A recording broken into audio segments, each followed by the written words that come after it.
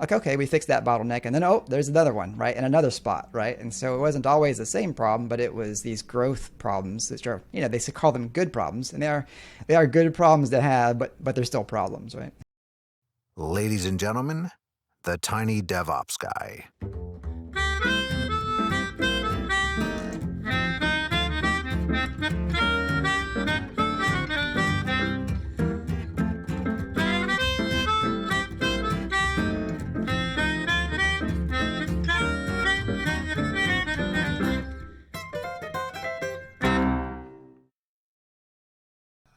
Hello, everyone. Welcome to another episode of the Tiny DevOps Podcast. I'm your host, Jonathan Hall. On this show, we like to focus on DevOps for small teams. That's the name Tiny. And today, I'm excited to have a special guest, Ben Curtis, today, who has been working with Honeybadger for a while on a small team there. And he's going to tell us his story about basically incident response and on-call rotations and those sorts of challenges on his small team. Ben, welcome to the show. Thank you so much for joining. Maybe you can start by giving us a little bit of background about you and your time at Honeybadger and what that's been like. Sure. Wow. Thanks for having me on the show. Appreciate it. So Honeybadger, for those that aren't familiar, is a monitoring service for web developers. So we monitor exceptions and uptime and cron jobs. And my role at Honeybadger, as one of the co-founders since the beginning, I've been responsible for keeping the lights blinking happily. That's what I'd like to do. And in the early days, those lights on actual servers, and these days it's virtual lights on virtual instances.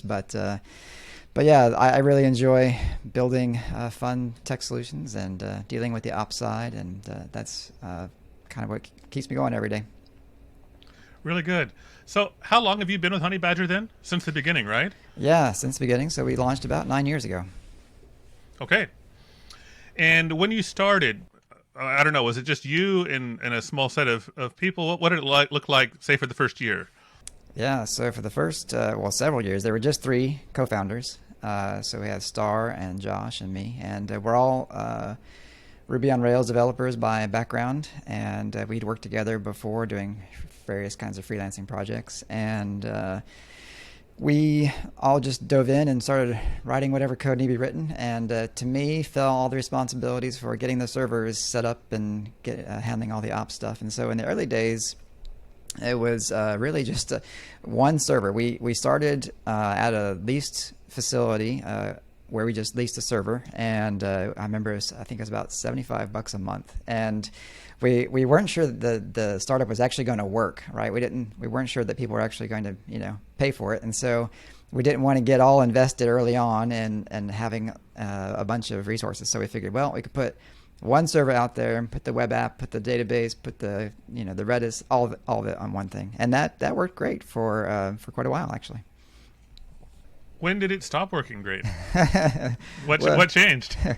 Well, over time, we actually found out that the product would work, that the business would work, that people would actually want to pay money for us. And so, of course, we got more customers, we got more traffic, and we started building out our servers. So we first step was to add a dedicated database server. So we got another, leased instance from the same company, and we moved Postgres over there, and then as time went on, we got more and more. Actually, early on, the first iteration of the product, like we didn't even have a queue. Like errors would come into our API, and we would just write them straight to Postgres.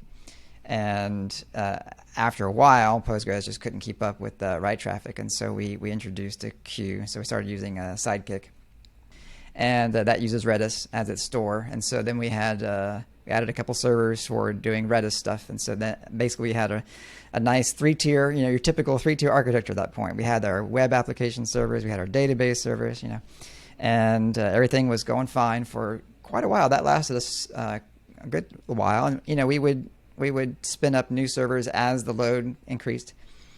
But then at some point, it just got to a point where our hosting facility couldn't keep up with our needs. So we had, it wasn't a matter of hardware. Like we could get hardware whenever we wanted, but the networking was actually becoming the problem. We would just have these intermittent outages, and we would open up tickets with the support staff, and even though they had a 24-hour on hands, kind of thing, there were times when the response rate wasn't great. Maybe an hour they get back to us, and it just became an issue where we couldn't rely on their network to stay up enough for us, because we can't go down. People who are having a bad day with their application, they're sending us a bunch of errors, right? That we need to be able to track that, and downtime just doesn't work well for us. And so we eventually had to move from that facility, and we decided at that point to move to Amazon. The primary reason being that we had over provisioned because you have to handle bursts of traffic, right? And so we had more than we needed, but we wanted to get to a point where we could scale up and not have to over provision. And so we figured that Amazon, with auto scaling groups and that sort of stuff, would be a great solution for us. And we figured, if anybody, they would know how to make sure the network worked. So what was the time frame then that you switched to Amazon? So we switched to Amazon about early 2017. So we launched mid 2012. So we got about 4 years of time out of that lease facility. And just to sort of put the time frame into perspective, what does your team look like now? How many of you are there, and are you still on Amazon? Yeah, so we still have the 3 co-founders. We've added a marketing person and another developer. So now we're up to a grand total of 5. And that surprises people a lot of times, because we tend to punch above our weight, I guess. We compete with some big providers like Rollbar and Sentry. And we do it with many fewer employees than they have. And we are still on Amazon to this day. So we're still in US East 1. And we have a few more instances now than we did back in 2017. And we have a lot more automation in place than we did in 2017, as we've learned lessons along the way. But yeah, it's been great. We've been happy with Amazon. The only real snag for us with Amazon is just we spend too much money on them. But they provide a good service, so we're happy to do that. So one question that just jumps to mind, you say that you maybe it's surprising how few people you have doing this work. Does that mean you're overworked, or how do you manage that? So the way that we've managed that is, and I think key for your listeners, is that we've tried to minimize the amount of work we have to do, right? We don't want to be babysitting servers. We don't want to have human intervention as much as possible. And so we've spent a whole lot of time on automating our systems. So anytime there's a problem that requires a human intervention, then we do a postmortem where we analyze what happened there, document the issues that happened, and then try to create some automation around making sure that a human doesn't have to get involved in that kind of problem again. And so as we've done that, many times with all the issues that have popped up with the years, now we can sit back and we can see alerts coming in, and then we can see, deploy messages for instances being spun up, for example, to handle maybe too much of a backlog or, one issue or another.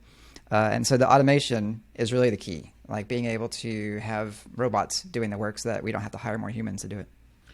And I think I know the answer to this, but has it always been that way? Obviously, you had to build that automation, but right. What did that story look like?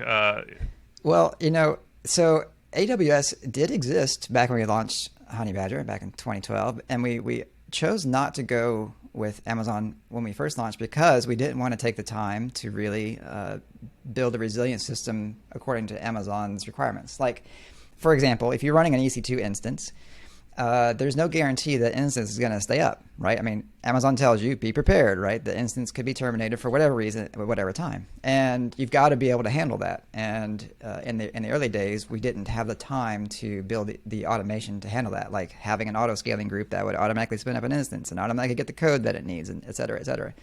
We knew we had to depend on the old school way of just, hoping the server doesn't die, right? So we have a long-lived server, it runs, and everything's fine. So yeah, in the early days, we just deployed our stuff, like sometimes manually. Like we would have if we had a tweak to our Nginx config, let's say for our web server, then we would just hop on the production web servers and edit that file, and reload the service. We used Capistrano to deploy our code, our web app. But automation really wasn't there. And over time, we of course realized as we had to launch server number 2 and then servers 3 and 4 and then so on. It's like, oh, we really need a system to be able to replicate our config. And so we leaned on Ansible, which has been a huge benefit to us. Love it. And that got us to a point where we could, get a bare server from our provider and then within a few minutes have it provisioned for whatever role. And then, as we moved to Amazon, we realized, okay, now we got to be able to handle a server going away, an instance going away at any time. So that means every role has to have an auto-scaling group that has some sort of automated provisioning. So what we ended up doing was building some AMIs, some Amazon Machine Images, kind of like a golden master if you're old school. And those AMIs are built using Ansible. So we provision, let's say it's going to be a web server. So we provision Nginx and the Ruby app, etc. And then when that AMI becomes part of an auto-scaling group, it has a configuration that tells it how to go and pull down the latest code and start running. So basically it can boot and go, right? There doesn't have to be a human involved in spinning up that instance. So yeah, in the early days, there was zero automation. And then we moved to Ansible to help us repeat our configuration in a repeatable way, and then use that as we moved to Amazon to build out our auto-scaling groups.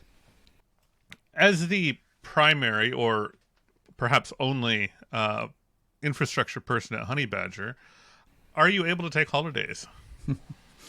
So as the only infrastructure person for the first several years, no, I wasn't actually able to take holidays. I mean, I could get away from the computer, but I remember vividly, like I did go to conferences, I did travel, and so I would just for the plane ride, I would just knock on wood and hope that nothing happened during those few hours, right? But while I was at the conference, like I always had my laptop with me.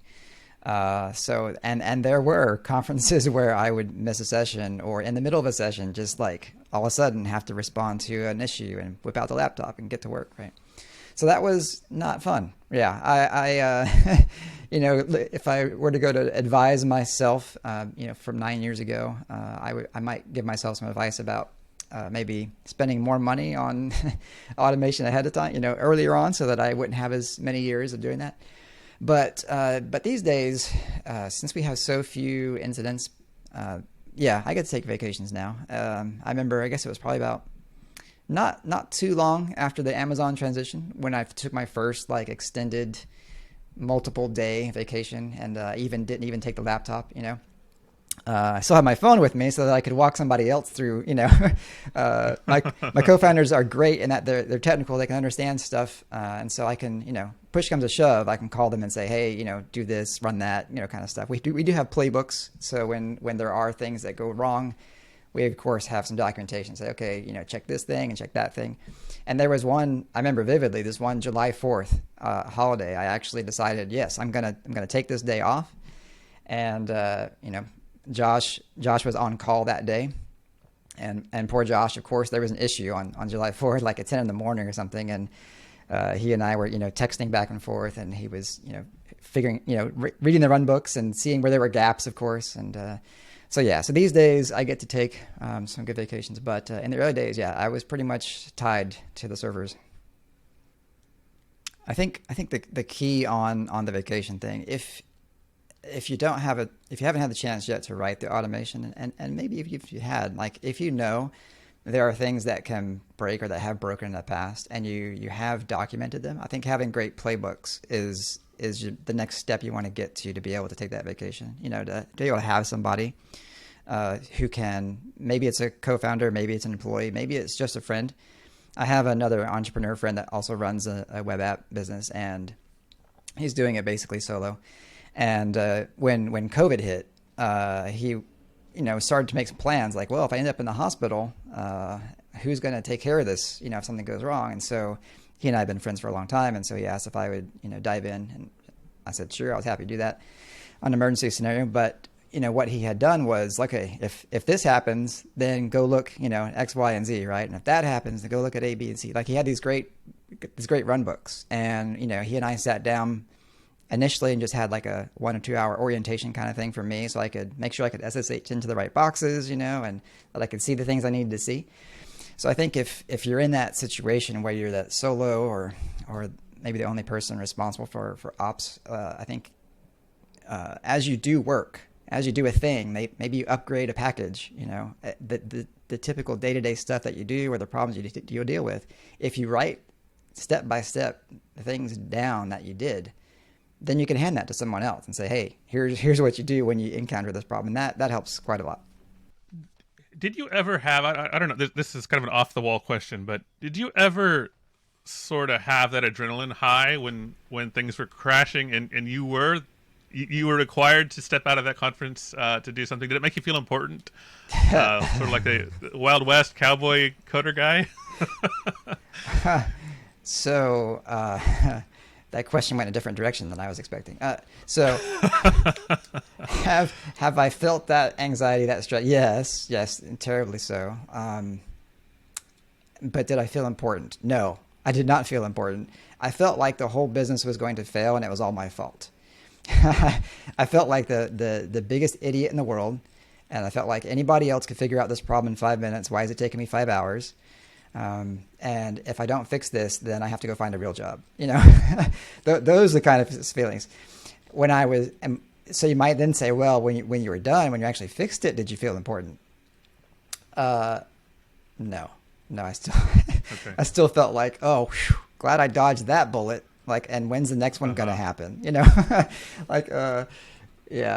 Somehow amazingly did not destroy the business today. Am I going to destroy the business tomorrow? So I don't know. Maybe that speaks to some kind of personality quirk of mine, but I never felt important. I don't know.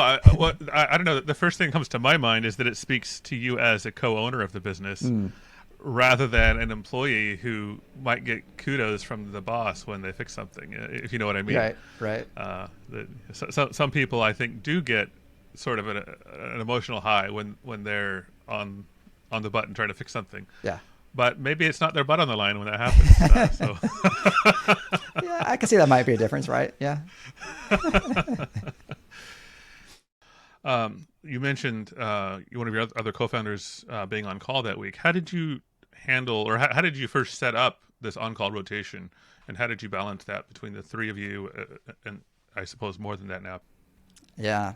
So initially it was ad hoc. It was, we use Slack for everything because we're 100% remote. And so it was, hop on Slack and say, hey, I want to take off tomorrow.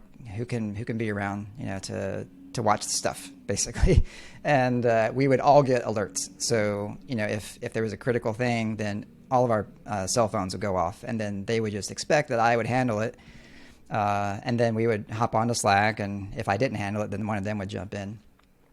Eventually, we ended up moving to PagerDuty, which is fantastic, just to be able to have rotation. When I felt comfortable that we had enough documentation in place that anybody could handle most issues, then we set up this rotation in PagerDuty where we rotate. Each of us takes a week, Monday to Monday, and we actually have two levels. So there's the first level is whoever has the rotation for the week. And then the second level is me. So I'm like the default escalation. So if a PagerDuty, so you can set up rules for like how long an issue can go out, before, escalate to whatever. So our rules are, that whoever's on call gets the first notice. If it goes unacknowledged for 30 minutes, then it escalates to the second level, which is me all the time. And that's worked out really well. Like initially, like everyone gets paged. And then to a point where, okay, now only one person gets paged. That was like the best quality of life improvement because I could then go and do a thing for a few hours and not have to worry about, making sure my phone had reception or whatever. I knew someone else would at least take a look at it, right? And maybe I'd have to be called in on something, but more often than not, someone else was going to be talking about it and handling it before I even had to look at it. How often do you get alerts these days? So as far as PagerDuty alerts, where someone might get woken up at 4 a.m., that happens very, very rarely. Maybe once every 6 months, maybe once a year, something like that. But we do have an alerts channel in Slack where there are, I guess, lower level alerts, non-urgent alerts, things that, if they persist, you probably need to do something, but it's just kind of an early warning system. So we'll see alerts in there, a couple times a week. Just depending. So those kind of alerts would be, for example, like our main thing is, we're processing all these jobs, these incoming API requests. So we have a queue, and that queue, of course, can get backlogged if there was some sort of slowdown in processing. So our two primary alerts that we keep an eye on very closely are the depth of the queue, how many jobs are there outstanding, and also the latency, like how long has the oldest job been in the queue. And so early on in the early years, like if that queue depth, let's say, went above 1,000 or whatever the number was, then it would send a page and everyone's like, okay, drop everything and go look and see what's happening, because we might have to spin up a new server, right? These days, like, we have CloudWatch alarms that are watching those metrics. And so if the count goes high or if the latency goes too high, then, a new instance just gets spun up and it does its job and it'll just automatically resolve itself. So over time, we had to bump up that number. So maybe it was 1,000 and then 10,000 and whatever the number is today. And then also, like, how closely we had to worry about it. So, back a few years ago, like, if we saw that latency number hit the alarm in Slack, we'd like, oh, it's time to take a look, right? But now it's like, it'll be fine, right? If it goes another 20 minutes, then we might have to take a look. But, we'll get an alert that, the latency is up, and then we'll get an alert, oh, latency is fine now, So, so once you start getting these runbooks in place and you have an idea of how your system behaves, you start to realize, okay, well, this is an early indicator of what a problem could become a problem, right? In our case, the latency or the depth of the queue. So you start building, alarms around those metrics. Like, first you have to have metrics for those things, right? And then you build alarms around those metrics, and then hopefully you can have some sort of automation that responds to those alarms. And that's the progression that we've made at Honey Badger. Mm-hmm. What kind of volume of alerts were you getting, say, in the first year or two? I'm assuming it was much higher. Yeah, it was. And the funny thing is, like, we had initially planned on running Honey Badger as a side business. Like, we had Star and I worked for a startup in Seattle, and so we had a nice job that we enjoyed, and we didn't really want to leave it. But we found that we'd add a new customer. All of a sudden we had a bunch of new volume, and like it was 11 in the morning, and it's like we see this alarm like, oh, the side queue is crazy, and we have to stop everything we're doing with our job and go and do this side thing, right? And so after a while it just became untenable. We couldn't, in good conscience, couldn't have a job and have this thing that's always interrupting us. So in the early days, yeah, it was crazy. Like, get a new customer, and of course, we weren't watching the customers sign up. We were doing our work at our regular job, and then all of a sudden, alerts because, like, all this new traffic, and we have to go and handle that. So daily we would see, because one thing would break or another, right? So today it might be in the early days, like we're learning what the process was for dealing with stuff. We're learning where things can break, and so it might be the queue. Like, okay, we fixed that bottleneck, and then, oh, there's another one, right, in another spot, right? And so it wasn't always the same problem, but it was these growth problems that are, they call them good problems, and they are good problems to have, but they're still problems, right? How did you learn to manage this completely, basically uncharted territory that you're facing new problems every day or every week or every customer? Did you learn any tricks to help with this, or was it just fly by the seat of your pants? I think every system is different, right? And in our case, there were certain we could kind of anticipate where a slowdown would happen based on past alerts. So in the early days, one issue we kept hitting was these slowdowns in queries in Postgres, because if you've dealt with a lot of data, that sometimes you just get to a tipping point in your database where, like, X thousand rows is fine, but Y thousand rows is not fine, right? And you go in and add an index, and maybe that speeds it up, or you find some other denormalized solution or whatever it is. And so we would hit that problem repeatedly, and as we hit these various levels of data, and it just became, we got kind of a gut feel, I guess, for, oh, okay, the system is doing this. We've seen this kind of behavior in the past, and so it's likely in this kind of problem. And so let's go look at the slow queries and see what the slow queries look like. And it's like, oh, okay, there's a different kind of query now that's showing up as slow. And then now we have an idea of how to go and fix that thing. So I think it just takes experience to get a feel for how your system behaves. And over time, you do kind of see these patterns. And again, it helps if you're documenting as you're fixing stuff, right? And then you can see, oh, yeah, we did this, and we did this, and we did it again. And I had experience before with like databases in particular. And so I knew things like, oh, you add an index and all of a sudden magic can happen, right? The things can automatically be performant. It's not quite that easy, but it feels that way when you finally get it. You're like, yes, and now everything's working again. So I think once you have an idea of how your different components behave, then you can kind of get a feel for, oh, this part of the system is probably where the problem is. So you mentioned just again, you mentioned it before, documentation. I'd like to hear a little bit how you handle an incident. You mentioned your postmortem process. Mm-hmm. What has that come to look like these days? So if you were to have an incident tomorrow, how would you handle that? Yeah. So we had an incident a few hours ago, actually, that was caused by a human. Okay. It was caused by me. Oh. And these days, a lot of our incidents that we have, of the incidents that we have, I would say a good percentage of them are human caused, like some sort of deployment, right? A new code change or a new configuration goes out in production. It's like, oh, there's an unintended side effect. So the process, so once the problem is fixed, I guess even during the problem arises, alerts are going off. Everyone who's available is in Slack, like trying to help out. And there's typically one person, typically me, who's the lead and trying to diagnose the problem. And then, everyone there is basically watching the alerts and seeing if they can think of anything to do. And if not, waiting for direction from the lead. And so there's a lot of interaction happening on Slack. And then, so hopefully by the end of the incident, by the time we've discovered the problem and deployed a fix or, worked around whatever, hopefully, like everyone in the who's somewhat interested has somewhat idea of what happened, how it happened, and what the resolution was, because they've been in Slack, they've been following along as the incident has progressed. So we got that kind of situation already. And then after the incident's resolved, usually the next day, because you got to give yourself some time to come down from that, right? It's an anxiety-inducing experience. You got a lot of adrenaline going on, I don't know about you, but I've had days. Problems are like, okay, this is it. The business is done. I've sunk the whole thing, right? Because I can't figure out how to fix this, right? But anyway, so we give ourselves a little bit of time.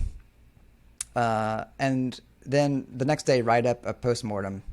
Usually in Basecamp is where we keep our long-lived documentation. So it'll be, here's it's pretty informal. It's like, okay, here's where we were. Here's what caused, here's the change that happened, or, the incident or whatever the trigger was. Here's the research that we did. Here's the things that we tried. And then here's the thing that eventually worked. And then the most important part of the postmortem is, then what's the plan for avoiding this kind of incident in the future? So it might be things like, well, this is a new kind of thing that we hadn't really monitored before. So we need to add a metric for this particular behavior. And then if we have a metric, then we should add an alarm based on this threshold. And then with that alarm, we should take this action. So we'll just write that plan, whatever that plan might be, for avoiding this incident in the future. Maybe if it was a bad upgrade, like a bad code push, maybe the resolution plan is, okay, we had some more review time, or we do this other kind of steps in our staging environment, or whatever. So we discussed that plan in the Basecamp thread, and once we agree that there's a good plan for moving ahead, then we make those changes, whether it's an Ansible change or a Terraform change, because Terraform is where we manage our AWS resources, or maybe it's just a process change. So whatever that change is, then we implement that in one of our repos as a PR, or just as a new runbook. So it's a pretty informal process. Like there's not like an actual meeting and kind of thing. We do believe, though, in the no blame kind of situation. You're probably familiar with this, mm-hmm. where we don't say, oh, it was such and such's fault for doing that thing. It's like, no, the fault was that something bad happened, and we just need to fix that thing, right? It's like it's really not a big deal if someone pushes some bad code. What should have happened was that review should have caught that, right? Okay, so let's be better at reviews, or if there was a new service that we put out there, we didn't have enough monitoring in place. It's like, okay, well, let's make a plan for our next launch, that when we have a new thing like this, then we think about better the metrics that we need to measure and the alarms we need to have in place and that sort of thing. So Looking back, is there anything you would have done differently, or that you would have changed over the last 8-9 years, if you had the chance? I've thought about that a few times. One thing that I might have done differently, although I'm not 100% sure. I've thought a number of times, maybe we just should have started on AWS with all the automation work up front. That would have made my life a lot easier for the first few years. At the same time, that would have delayed our launch by several months, just because it did take a lot of work to get exactly what I wanted. And maybe I'm just too picky. I don't know. But that's the number one thing that I keep coming back to. It's like, if I would have started with all the automation framework in place, I mean, obviously we still would have had lessons to learn and things to change over time. But if we would have been there from the get-go, then we might have been in a better starting point to be able to handle some of those early issues, more gracefully. Looking back, if you had taken the approach of building the automation first, would it have been motivating, considering that you had a day job, and I'm assuming you were working nights and weekends, and you would not have had customers? Would you have been able to maintain the momentum and motivation to build that automation under those circumstances, or was that pressure required to get it done? Yeah, that's an excellent question. There were 3 of us. We weren't funded, like you said. It was nights and weekends. So Star was working mostly on the front end code. Josh was working on our client code, like working with client libraries to send us data. And so my job not only was ops, but also to build the back end code, so all the processing pipeline, right? So if I'd been spending all my time on the ops stuff, then we wouldn't have a back end for handling, so the product would have been delayed by months. I'm sure of it. And yeah, that probably would have been a premature optimization, probably not worth it. So maybe the real answer is I should have done it sooner, but not straight from the start. I don't know. It was good experience though. And by the time we did the migration to AWS, I felt really comfortable because I had many months to practice doing a cutover and doing, all the things. So how do you feel now about the way things are with regard to operations at Honey Badger? Yeah, I feel it's a world better than it used to be. I'm much more relaxed. I'm able to take a vacation when I want. I like to ride my bike on the trails nearby, and so I can go for an afternoon bike ride for several hours and not have to be concerned that all of a sudden I have to go back early, right? Yeah, it's night and day, really. So these days I'm excited to be working on that kind of stuff because it just works most 99% of the time. And when we do have a problem, there's a clear path to how we can not have that problem again. We have a lot of the infrastructure in place to be able to say, okay, well, we can just add this kind of thing or split it this way, So yeah, it feels a lot better. So I guess the good news is like the early period was painful, but the current day, the past several years have been very unpainful. So I guess there's hope for anyone who's in the painful stage. Like, yes, you can get past that point. What does the future look like? What kinds of optimizations do you hope to make in the next 6 to 12 months? I'd love to find magic ways to get our AWS bill cut. Yeah, unfortunately, I don't. I've been thinking about it for years now, and I don't have a good solution yet. But maybe they'll come up with some great cost-cutting measures on their end, and that'll help us. I don't know, but no, I think one of the things that we want to do is we want to have a more. One thing we really want to do is be able to deploy a stack to other regions easily. So to be able to have like region to region failover. It's like today, if US East 1 went away, well, I mean, half the internet would be dead, right? But so would we. So we don't currently have like an automated system to switch over to another region. We can manually recover. We have a playbook for that. We have a plan for that, but we can't just like flip a switch, which would be awesome. So that's one thing we're working on is getting our Terraform. Like we still have a few places in our AWS configuration where it was done in the console, and it's not quite in code yet. And so one of the efforts that we're doing this year is putting all that in Terraform, going through and creating a whole new stack and giving basically a push button deploy where we can say, okay, region went away. Let's do a manual recovery, but let's not have to push anything besides just one button, Terraform apply or whatever it is, right? So that's what we're working towards, and I think I will sleep better at night with that. And that's really how we guide the ops work at Honey Badger. Like every time we get to a peaceful place, then it's okay. What's keeping Ben up at night? Like what do I wake up worrying about? Like, oh, if this happened overnight, that would be bad. Okay, how do we handle that kind of thing? That's the next step for us. It's like, hey, if the region went away, that would be bad. How do we handle that? Really good. If any listeners are going through some of these same struggles, maybe they're co-founders, maybe they're just working in a small company, do you have any resources you can recommend that could help them through this journey? I think, preemptively reading up on things is good. It's a great book. Well, it's kind of old now, called Ship It, published by O'Reilly. And that has some good, some of the stuff is outdated and does not apply, but it has good things to think about if you're new to the industry. Google has a great book. Their systems reliability engineering book is fantastic. Although you have to temper that with where you are on your life cycle as a company, because obviously it was written by people that have a lot of resources and a lot of things happening, and probably you don't have that much happening. So, you have to filter out the stuff that doesn't really apply to you. But there's good, I think, insights in there and ways to think about things. The